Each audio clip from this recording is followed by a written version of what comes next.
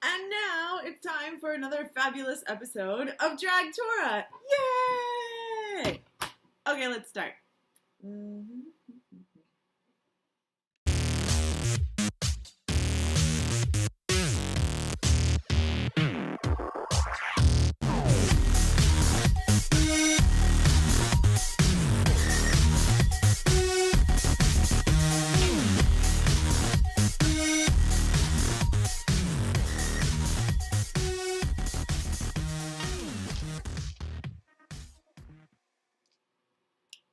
Okay, here we are.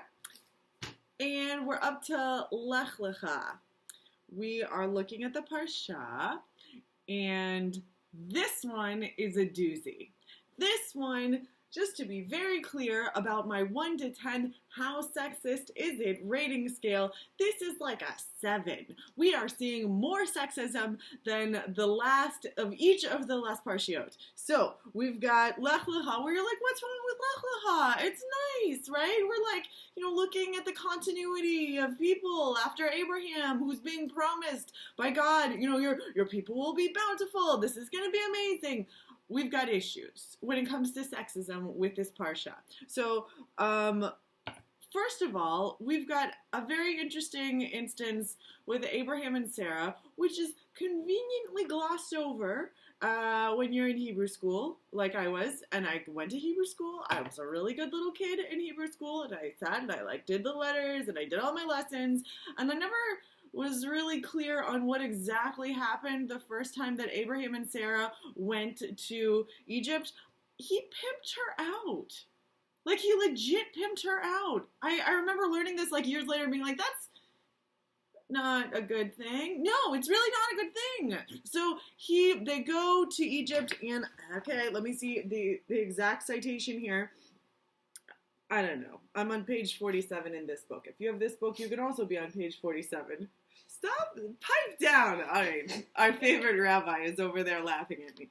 But, no. I'm at Genesis 12:11-ish. Okay.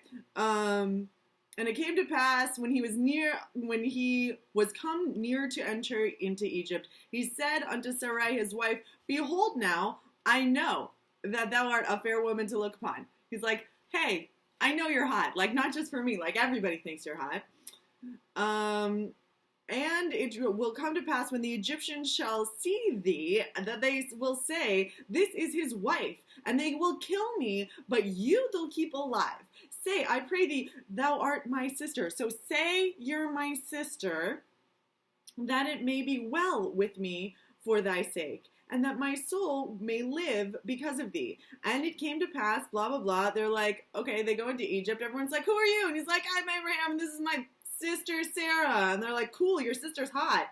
And no, seriously. And the princes of Pharaoh saw her and praised her to Pharaoh. And the woman was taken into Pharaoh's house.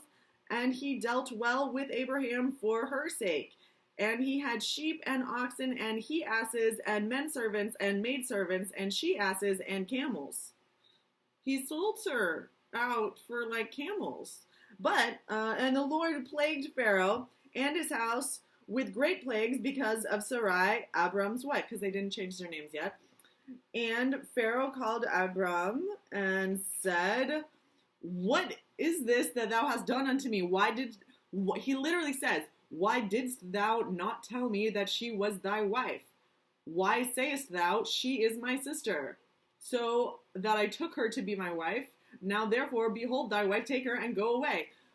Seriously, this is messed up. He's like, I think they're going to kill me and take you. Even if that were true, even if they were very hostile and were like, oh, she's pretty, we're going to kill you. That's not a good situation for women to begin with. So we've already got a bad setup for women to begin with. And then we continue on into the adventures of Abraham, which you might recall, where he wanders around with Sarah, and Sarah has trouble conceiving. Painful.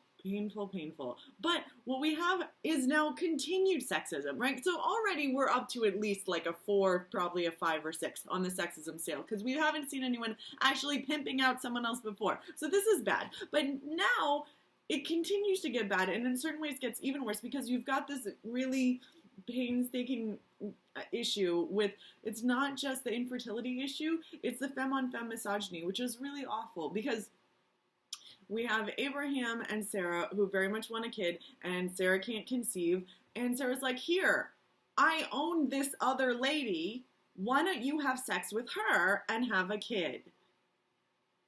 This is all bad. This is all bad just from the get-go. This is a disaster. So we've got Sarah owning another human being, which in modern times we are very much against. And then you've got this other woman having a baby with Abraham, and then Sarah assumes, which is a reasonable assumption at the time, that this child will now be her child. That's not how surrogacy works. Surrogacy doesn't involve slavery. That's not okay.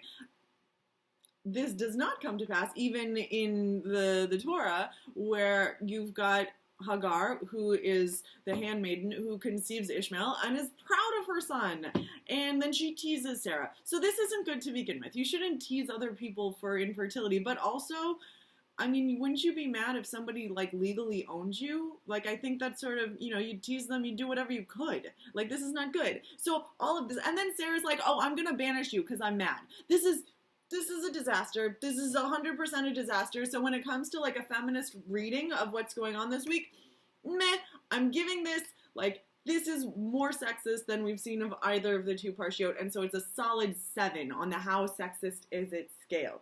So, thus, here I am, the glittery Revitson, giving you your drag Torah! Yay! And there you have it, the definitive reading on the how sexist is it scale for this week. Have a great one!